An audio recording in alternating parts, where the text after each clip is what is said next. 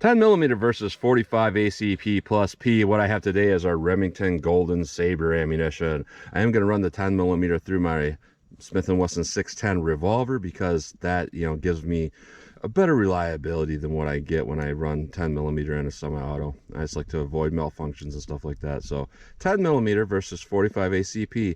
Our 10 millimeter is a 180 grain brass jacketed hollow point rated at 1160 feet per second. Our 45 ACP is a 185 grain brass jacketed hollow point rated at 1140 feet per second. So I'm going to use my Smith & Wesson Model 610 with a 4-inch barrel and my Glock 41 with a 5.3-inch barrel. Very similar overall barrel travel, bullet travel in those guns, just because of 5-inch semi-auto versus a 4-inch revolver. Nearly identical size, nearly identical bullet travel in those. So I'm really excited to see what we're going to get with that.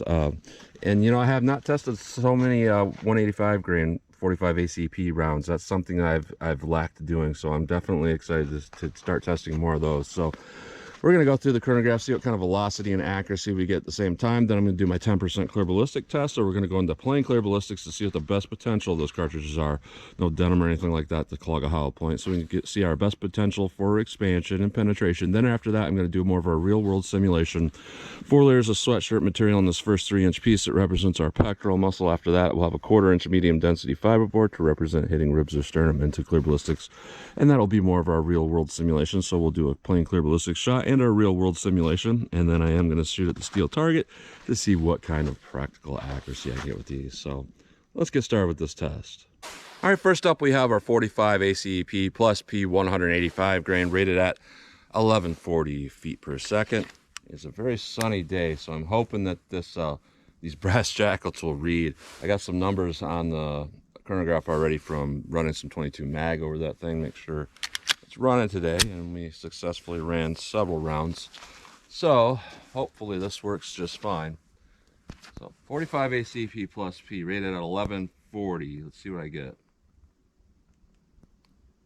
1153, 1211, 1220, 1179, 1213. So above rated velocity, not super consistent velocity, but above it, so it's definitely a very powerful cartridge. Our 10 millimeter we're rated at 1160. I believe that's through a 5-inch semi-auto, so we might get some cylinder gap gas loss, but let's see what we get, how close we get to that 1160 feet per second in this revolver here.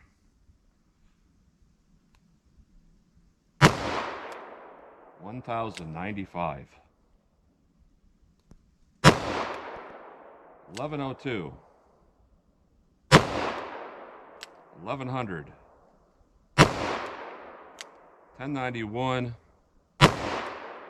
1107, 1113. All right, so we're a little bit below rated velocity. I couldn't tell you if that is because of the cylinder gap, because it is pretty tight cylinder gap, or if it's just loaded kind of light. But either way, the 45 ACP is more powerful than this 10 millimeter in this revolver. I know a lot of people are not going to like that, but hey, that's what it is. So let's hit our ballistics gel block, see how these two compare. All right, our first shot in the plain clear ballistic, our best potential here, 45 ACP. You might notice I do pull these from my pocket.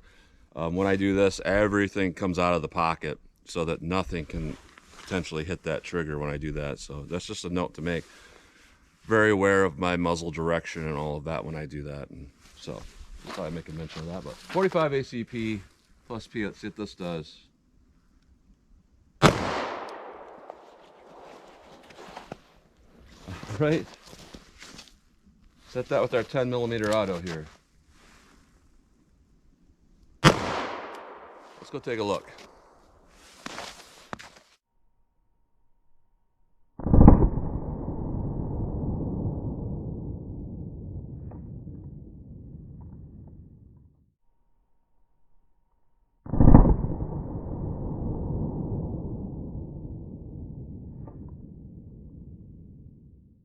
All right, so a lot of energy dump with both of these and very similar penetration. It does look like, though, along this path here, our 45 ACP did a little bit better for damage. Now, when we look at our first 3-inch piece here, the 45 on the bottom, 10 millimeter on top, very similar. But there's something about this 45 ACP that once we get to 3 inches here, it's still continuing to cut really, really big, do a whole ton of damage. You might not be able to see the entire track of that bullet because it's very small. It looks like it bounced back, which generally indicates we had like over 65/100ths of an inch. If it bounced back, both of these bounced back, so that's a good sign. You might not be able to see those tracks as far as they actually go, and camera parallax will make it look like I'm putting my finger somewhere else than where it actually is. But it looks like with our 45 ACP, we are right at 14 inches of penetration, which is pretty good. That generally indicates it has some good stopping power if it's dumping a lot of energy that shallow. Our 10 millimeter, we got just a little bit more penetration. We're looking at 14.5 inches of penetration, but honestly, both of these have really big expansion. They look really good. So let's put it on our sweatshirt material, put it in our rib simulation, see how they continue to compare that way. All right, 45 ACP plus P, 4 layers of sweatshirt material, 3 inches of clear ballistics, a 1/4 inch medium density fiberboard. Let's see what we get with our 45 ACP plus P. All right, let me set that back up and we'll hit it with the 10 millimeter. All right, same test with our 10 millimeter auto. Let's see how this does. Let's go take a look at that.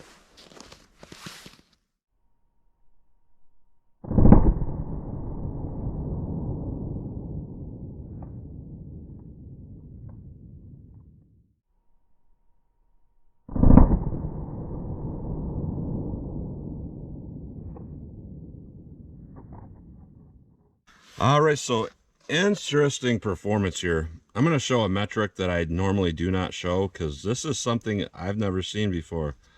Through sweatshirt material, those are ripping huge holes through the sweatshirt. I've never seen that. Generally, bullets just punch a little tiny hole. This is the exit holes from those rounds. That's really interesting how it did that. With our 45 ACP, when we hit the medium density fiberboard, it ripped it right in half. And we can see that we have a lot of expansion going on. 10 millimeter, we can also see that we have a lot of expansion going on. So that's dumping a lot of energy really shallow. And interesting, this again has almost the same penetration. Wasn't expecting to see that. With our 45 ACP plus P, you know, we had a little rollback, but our channel went to about 13 inches, which is pretty good penetration. And both of these still had pretty good energy dump after going through the fabric here, but our 45 definitely has a lot more. Now the 10 millimeter, that is some serious rollback with that bullet. That generally means they are over 65/100ths of an inch. I'm not 100% sure if it is, but generally I see a lot of rollback when you see that because the channel will open up to that size and then it'll just roll back to where it was at.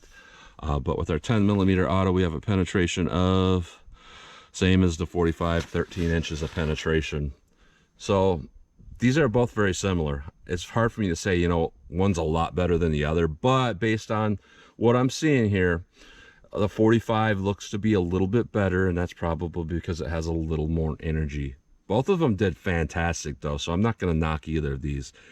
And that low energy with the 10 millimeter, a lot of people really like to focus on that. But if you can get good performance with a little bit lower energy, you got to remember it's still good energy. If you can still get good performance, you really shouldn't talk bad about it because it looks like it's doing fantastic. So let's pull these out of the block. We'll take a close-up look at them. Then I'm going to shoot our steel, see what kind of practical accuracy I can get with these. All right, so here's a close-up look at these bullets going through our plain gel here. Here's our 45 ACP. It's really fantastic expansion overall. And no jacket separation. People keep telling me that the Golden Saber, the non-bonded one, does nothing but have separated jackets. I'm not seeing that. 10 millimeter to our plain gel. Really fantastic overall. Really big expansion. Now we go through our medium density fiberboard. There's essentially no change to that.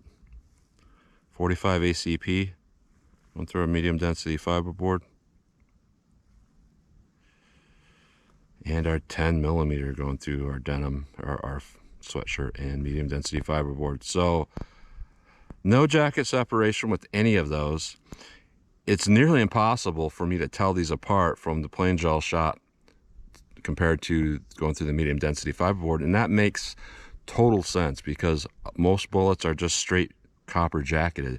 These are brass jacketed, and if you didn't know, brass is a lot harder than copper, so when it hits something hard, it's going to deform quite a bit less. So even HST will look significantly different going through our MDF. Gold dot definitely looks significantly different going through our MDF versus our plain gel shot, but these are actually more consistent. And a lot of respects, these are better than HSTs because we're not, you know, if we go through something hard, we go through denim, all of that, they're going to continue to be massively expanded. Most of the time, stuff like HST and gold dot, they'll shrink down when they hit our rib simulation. So that would indicate that it's going to shrink down when it hits ribs, and it's not going to be making as big of a hole cutting as much. But this stuff doesn't care about ribs and will continue to expand massively. So I still think these are a good cartridge deep into the 21st century. These are still a really good bullet design in my opinion. So that's a close-up look at those. All right, 12 yards from the target. I'm just going to see how these things will shoot for me, how, you know, the recoil is, and how easy it is for me to get back down on target. So I'm going to try to hit the target as fast as I can. I'm not going for groups here trying to see how accurate it is. I'm trying to see how quickly I can land all these on target from 12 yards and just how they feel for me. So 45 ACP+P, let's see what this does. All right, that is a handful. It's a handful enough, it looks like it dropped my mag. So that could have just been me. It probably was, to be honest, because that thing was slipping out of my hand. There's so much recoil with that, because it is a very powerful cartridge. Now with their 10mm being less powerful and this revolver is really heavy, I should have no problem with this, but let's see what we get here.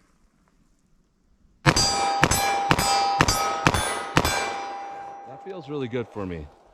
Case ejection with these is really great. So let me back it up and continue to shoot the target from a little more distance, just kind of see how they shoot for me. All right, 75 yards from the target right there. So I'm about 76 yards right here. So we're just gonna see what kind of shootability I can get with these and accuracy at a little more distance. So obviously I'm gonna fire a lot slower, and this might not have much practical purpose, but I'm curious how these things will shoot from 75 yards. So 45 ACP+P, let's see what this does for me.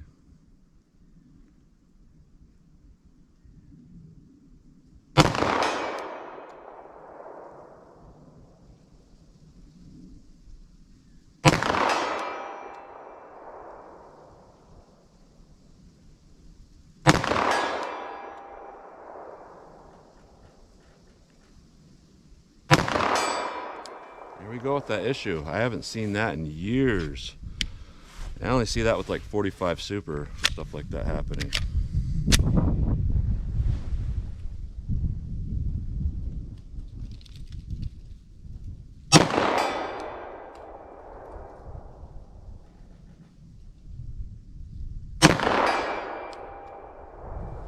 There it goes again.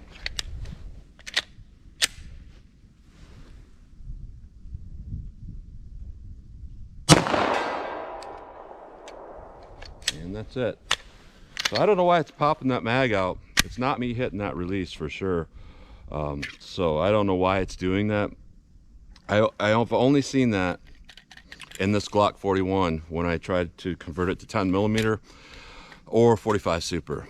It's like there's too much jolting for this particular pistol for it to not jolt that magazine loose. That's really interesting. So let me try our 10mm. See how this thing does for me.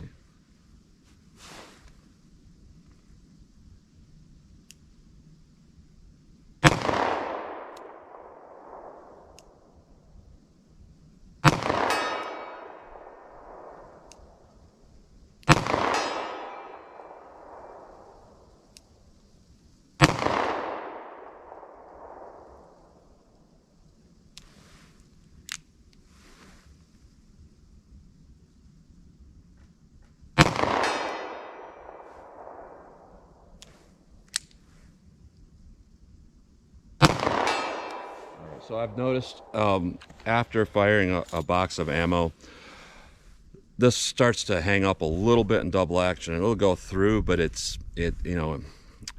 pulls a little bit, so it pulls my accuracy. So I have to switch over to shooting single action at that point.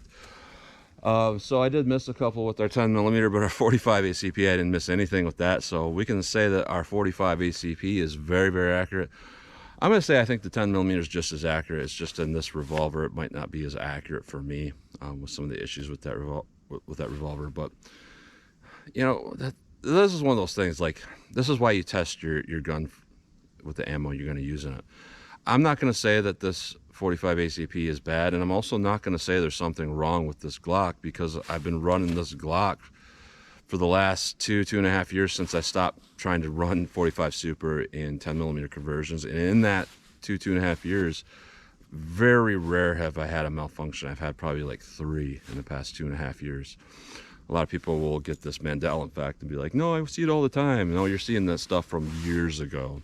The last 2.5 years, 45 ACP or plus P, 45 ACP, very rare, and I've never had a magazine drop. So I could say that this gun just doesn't like this ammo.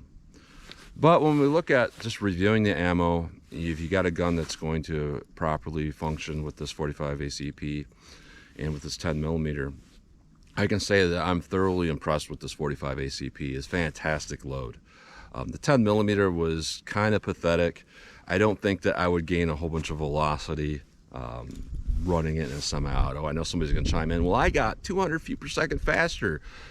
Yeah, chronographs don't always agree with each other. Ambient temperatures don't always agree with each other. Sometimes that happens. Rifling, and there's all kinds of stuff that can change the velocity you get. It's not just a cylinder gap making it drop by 60 feet per second.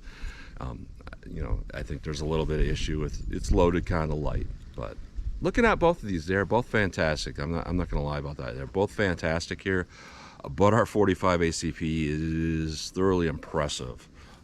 It does quite well. So interesting test. That's what you get today. So as always, comment, share, and like, and thanks for watching.